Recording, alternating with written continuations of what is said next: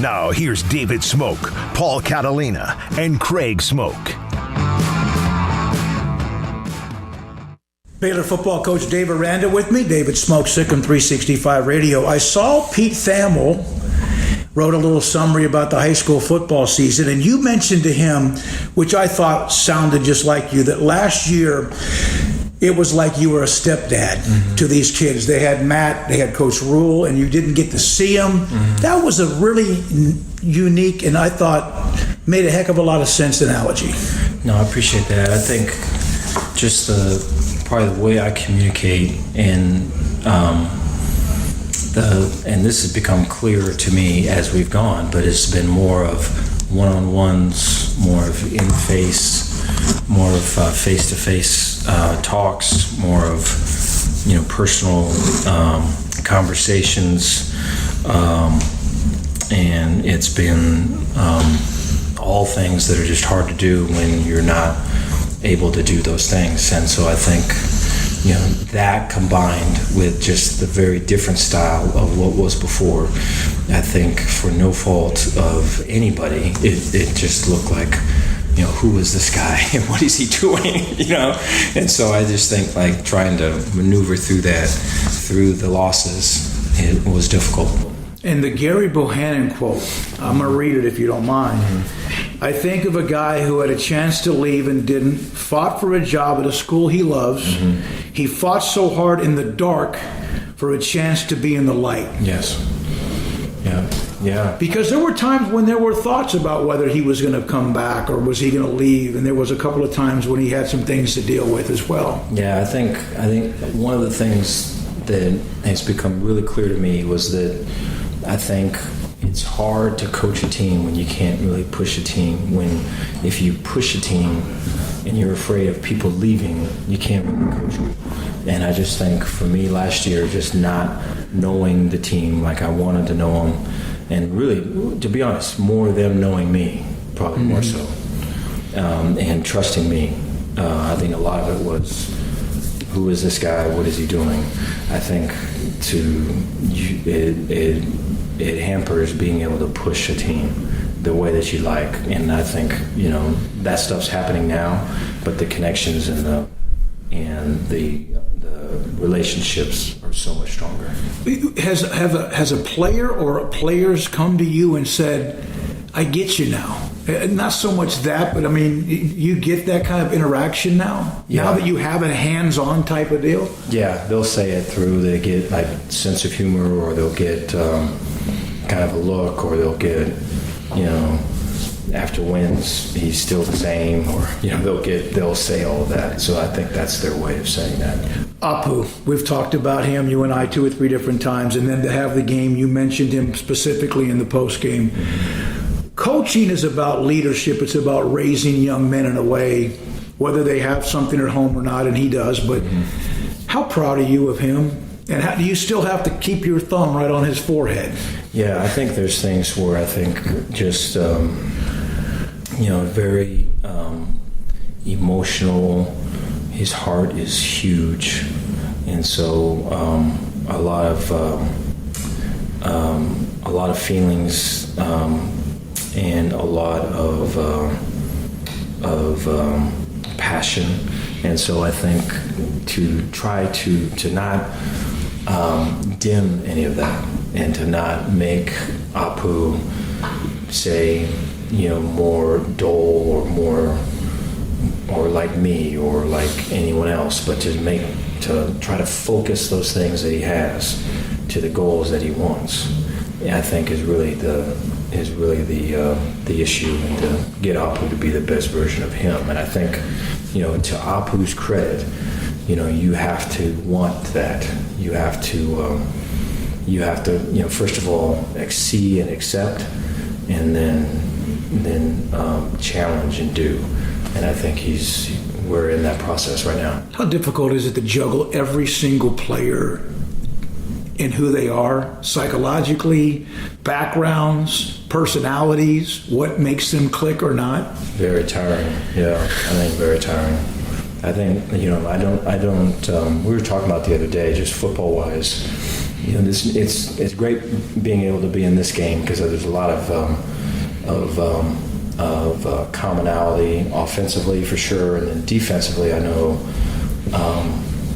Kalani and their system, and so I'm probably have a bit of a cheat code in terms of watching tape and could go to different games that should highlight different things. And I think the work that's needed to look at all the tape and things were, as my previous experience was just all that.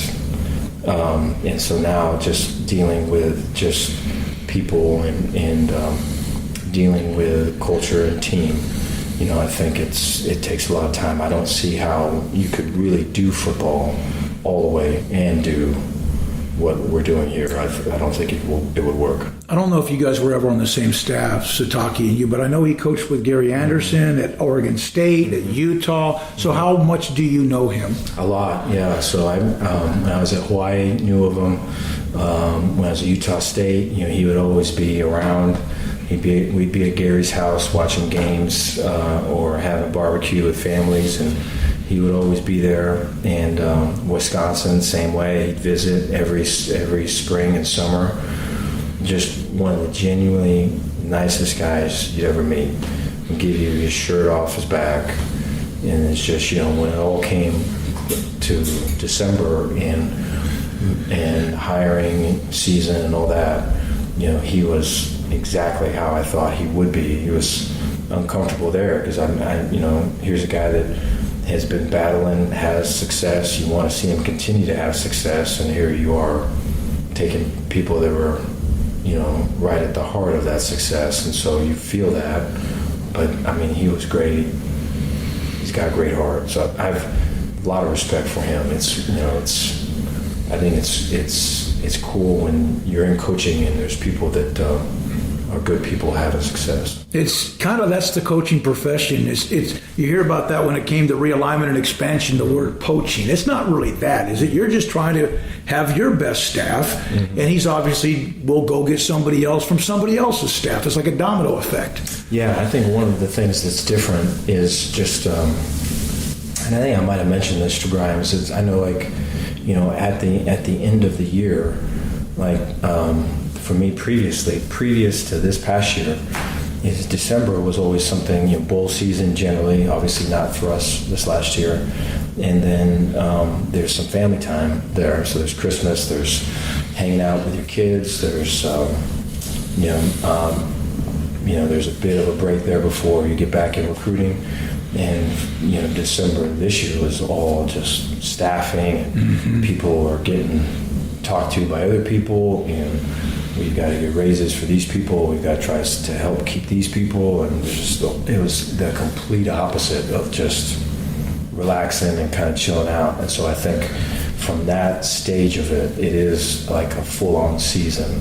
And so that when you are in that season, you want to be able to help you, but then I think for people that you really respect and you want to see do well, you don't want to really hurt them. How much and how important was it you got to hire people that did what you needed them to do, or what they've done to bring them on board, rather than kind of just hiring someone because of what their past was like? Yeah, I think,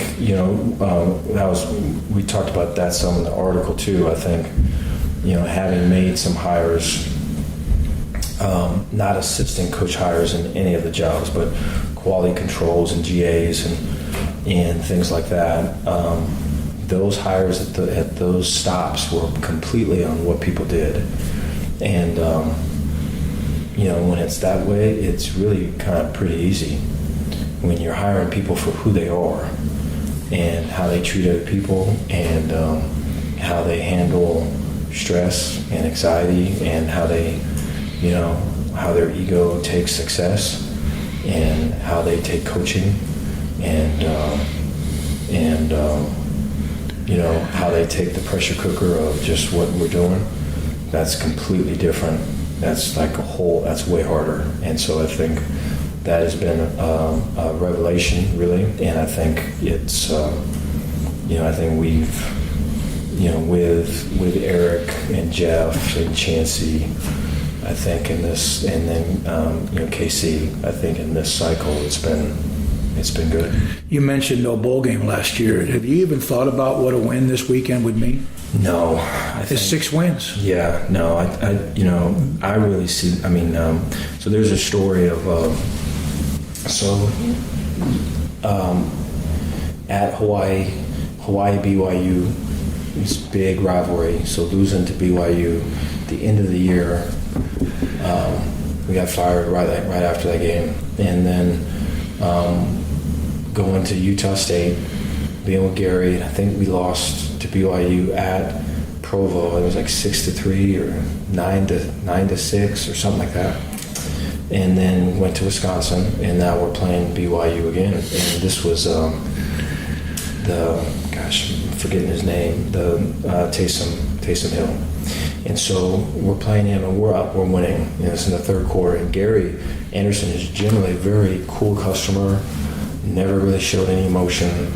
And I think it was Gary. It might have been Bill Bush, but I think it was Gary. He came up to me and he grabbed me by the elbow and he goes, Dave, don't screw this up. He kind of looked at me and he grabbed my, and he hadn't really ever done anything like that. But it was just there is a culture there of just being in Utah of like, if there's any light, if there's any potential for BYU to win, they're going to find a way to win. They are going to do whatever it takes to win.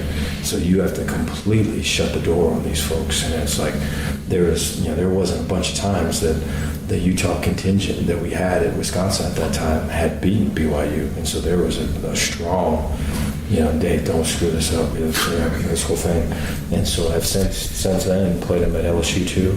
And so I think I told that story this morning to the staff because it's you can see stuff on tape, but it's a gritty, very mature. A couple of these guys have been on missions. They're older, and they're tough. They're bullies, right? They're gym rats.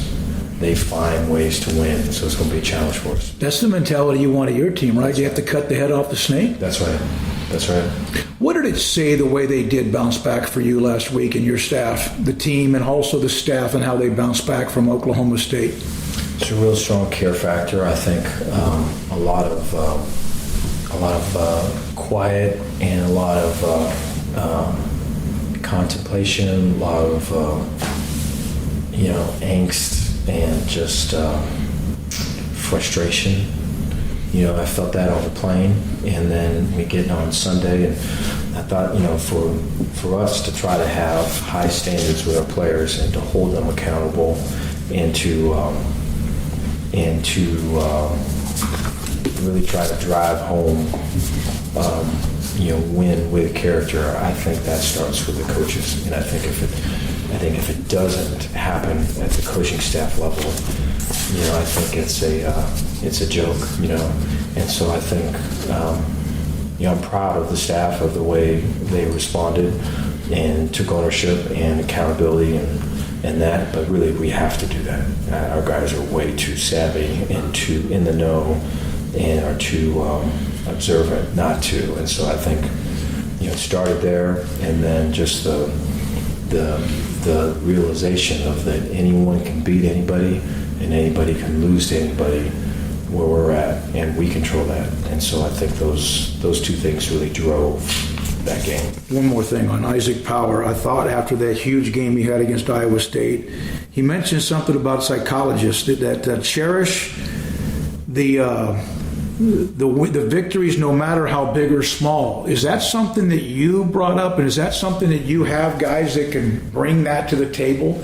Not just X's and O's, but all of that. Yeah, I think so. I think, you want to have an abundance mentality as opposed to a scarcity to where there's not, and I was brought up that way of like, you can't ever really celebrate anything because there's not enough out there, and I got to scratch and claw to get to the one win that's just out there for that everyone's striving for. And so I think, when you approach it like that, I think your guys starve. I feel like there's just not there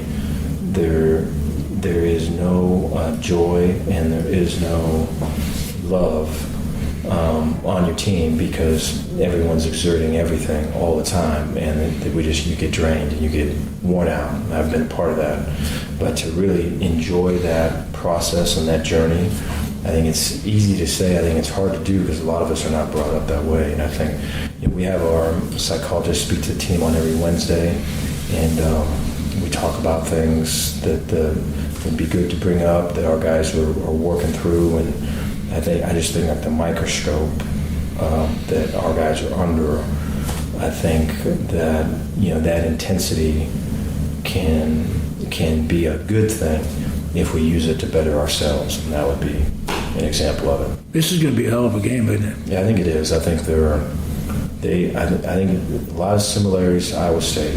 I think their receiver core is probably the best receiver core that BYU's had in a long time, and so I think their big playability, much like ours has been shown in spurts, theirs is probably more advanced. And so for us to deny the deep pass and then really make them have to run the ball is really going to be the tell. Dave, thank you. Thank you. Dave Aranda, Baylor football coach, Sikkim 365 Radio. Appreciate the time with Dave Aranda every other week on Mondays, and we have the interview in the 4 o'clock hour. Coming up next, Andrew Monaco, Texas A&M radio play-by-play voice after that dramatic win Saturday night in College Station.